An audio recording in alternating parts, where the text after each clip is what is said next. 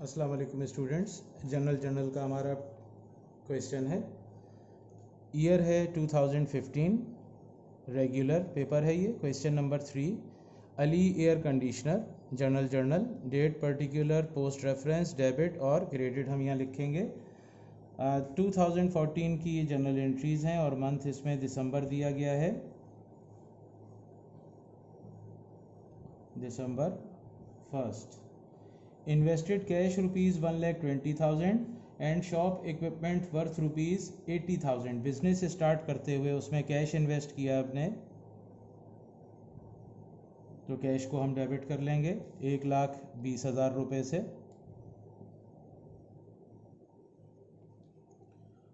और shop equipment जो हैं वो 80,000 रुपये हैं, वो भी डेबिट हो जाएंगे, ये भी हमारा एसेट्स है।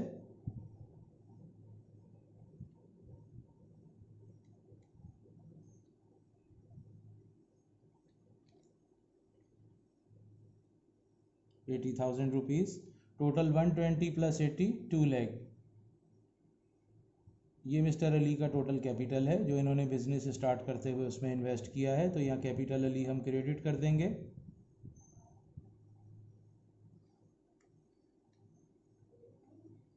कैपिटल अली।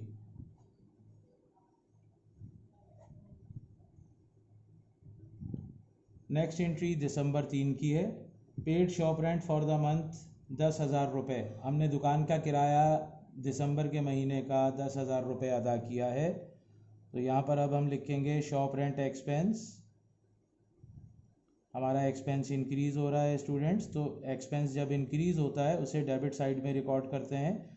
हम कोई भी एक्सपेंस जब पे करते हैं तो हमारा एक्सपेंस जो है वो इंक्रीज़ हो जाता है, तो यहाँ पर हमने शॉप रेंट पेड किया है 10,000 रुपये, हमारा एक्सपेंस इंक्रीज़ हुआ। एक्सपेंस इंक्रीज़ होता है उसे डेबिट करते हैं, हम यहाँ डेबिट में इसको एंटर किया और कैश जो है वो क्रेडिट हो जाएगा। हमने पेड किया है शॉप रेंट तो डेफिनेटली कैश अदायगी हुई है, कैश को क्रेडिट करते हैं 10,000 रुपये से। ये एंट्री हमारी कंप्लीट हो गई।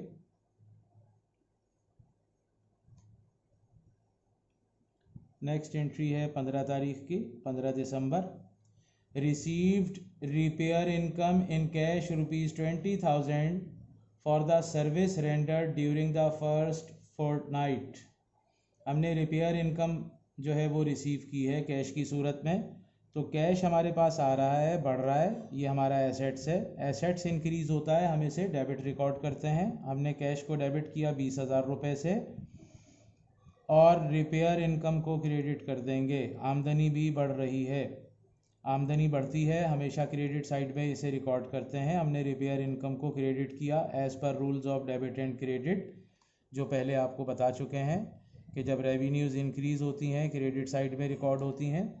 स्टूडेंट्स, इस एंट्री में लिखा है ड्यूरिंग द फर्स्ट फोर्टनाइट, यानी हमने रिपेयर इनकम जो रिसीव की है, जो सर्विसेज दी हैं, वो शुरू के फर्स्ट फोर्टनाइट की। तो फोर्टनाइट कहते हैं जो 15 दिन का टाइम स्पैन होता है, यानी 2 हफ्ते पर मुश्तमिल आधा महीना, उसे फोर्टनाइट कहते हैं। शुरू के 15 दिन की हमें ये रिपेयर इनकम हासिल हुई है, तो हमने कैश को डेबिट किया और रिपेयर इनकम को क्रेडिट किया है। 15 तारीख के बाद अब हमारे पास जो एंट्री है वो 25 दिसंबर की एंट्री है। Rendered services for ₹30,000 on credit. हमने सर्विसेज दी हैं उधार पर, यानी अभी हमने पैसे रिसीव नहीं किए हैं,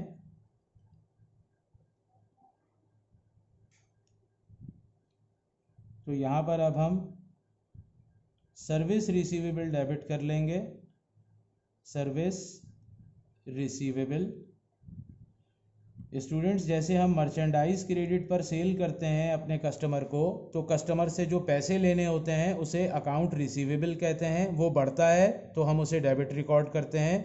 सेम उसी तरीके से अगर आपने कोई सामान नहीं बेचा बल्कि अपनी सर्विसेज किसी को दी हैं और उसके पैसे अभी कस्टमर से आपको नहीं मिले, तो उसे अकाउंट रिसीवेबल नहीं कहते हैं, बल्कि उस अकाउंट का नाम साथ लगाएंगे। मसलन हमने सर्विसेज दी हैं तो ये सर्विसेज रिसीवेबल कहलाएंगी। तो सर्विस रिसीवेबल हमारा एसेट्स है, ये बढ़ रहा है, हम इसे डेबिट कर लेंगे 30,000 रुपये से।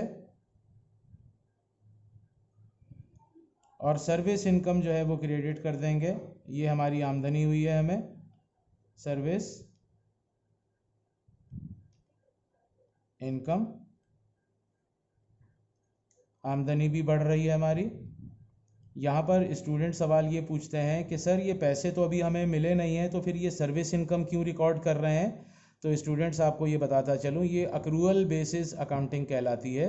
अक्रूअल बेसिस अकाउंटिंग वो अकाउंटिंग है कि जिसमें आमदनी, अभी आपको पैसा जो है वो मिला नहीं है आमदनी का, लेकिन आपने सर्विसेज तो प्रोवाइड कर दी ना अपने क्लाइंट्स को, तो ये उस स्पेसिफिक ईयर में इसे इनकम रिकॉर्ड किया जाता है। ये अक्रूअल बेस अकाउंटिंग कहलाती है।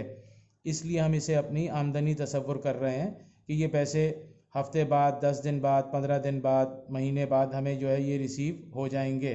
इसलिए ये हमारी सर्विस इनकम, इसको हम एज्यूम करते हैं कि हमारी आमदनी जो है वो बढ़ रही है, हमने उसे क्रेडिट किया है।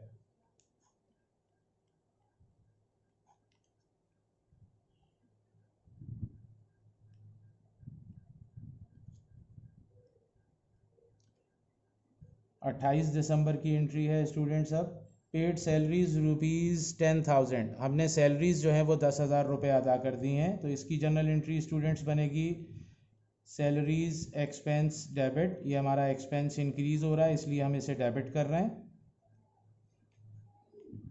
10,000 रुपये से। और कैश जो है वो क्रेडिट कर देंगे, क्योंकि हमने तनख्वाहें अदा की हैं तो पैसे पे किए हैं, कैश दिया है। कैश हमारा एसेट्स है, ये कम हुआ, हमने इसे क्रेडिट किया।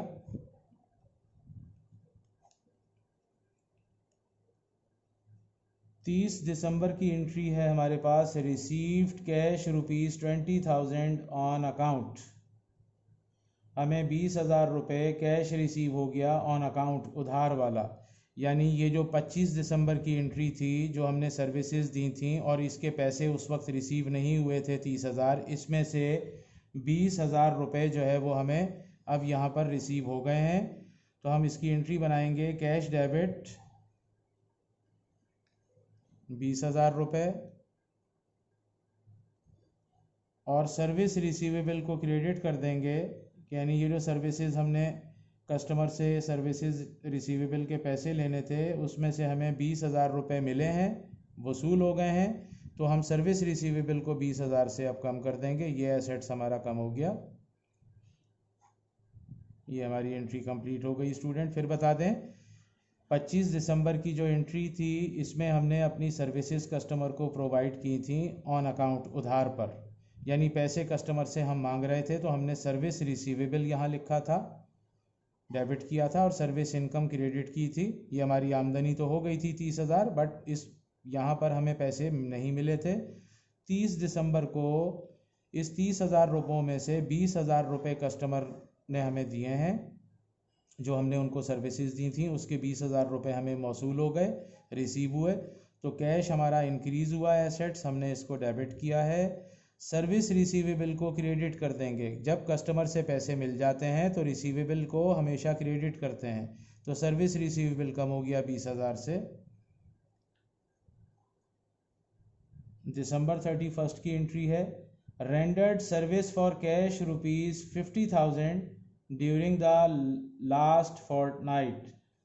हमने सर्विसेज दी हैं कैश पर 50,000 रुपये की आखिरी 2 हफ्तों में, और कैश पर दी हैं ये सर्विसेज। तो कैश डेबिट कर लें, कैश हमारे पास आ गया 50,000 रुपये, हम डेबिट कर लेंगे।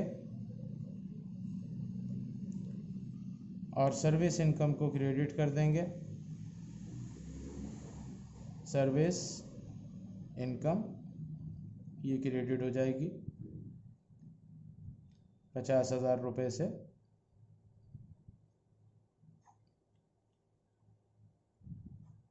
यहाँ पर स्टूडेंट्स, ये हमारा सवाल जो है ये कंप्लीट हो गया है।